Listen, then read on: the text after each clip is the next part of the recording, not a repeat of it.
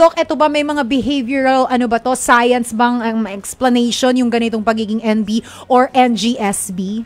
Okay, first and foremost, pagdating dito, siguro sasabihin natin na when you talk about love, it is less in the heart, it's more on the brain.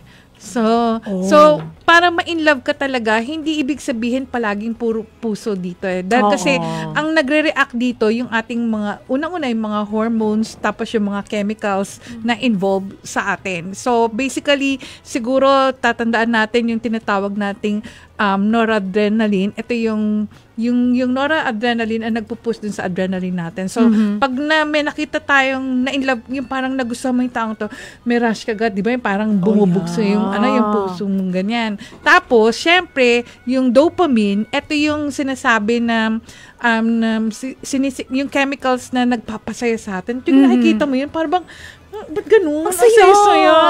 Ayan, yung mga kanina mainit lang yung ulo ko, sumaya ako. Ayan. Tapos, and then eventually, syempre, dahil yung sinasabing dopamine, and then magkakaroon tayo ng attachment dun sa taong yun, lalo na kung madikit ka lang dun, parang yung tiyan mo parang bumabaliktad na, ito na yata, parang they're butter. So, ito yung pwedeng sinasabi natin na ibang other chemicals na pwedeng talagang sinisikret ng ating brain from serotonin, yung mga oxytocin, mga ganyan. Nakakatulong talaga na baka.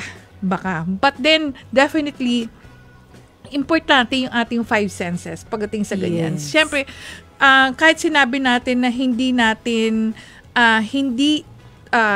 tinitignan ng isang tao sa kanyang kaanyuan, pero maniwala kahit hindi, nandun pa rin naman. True.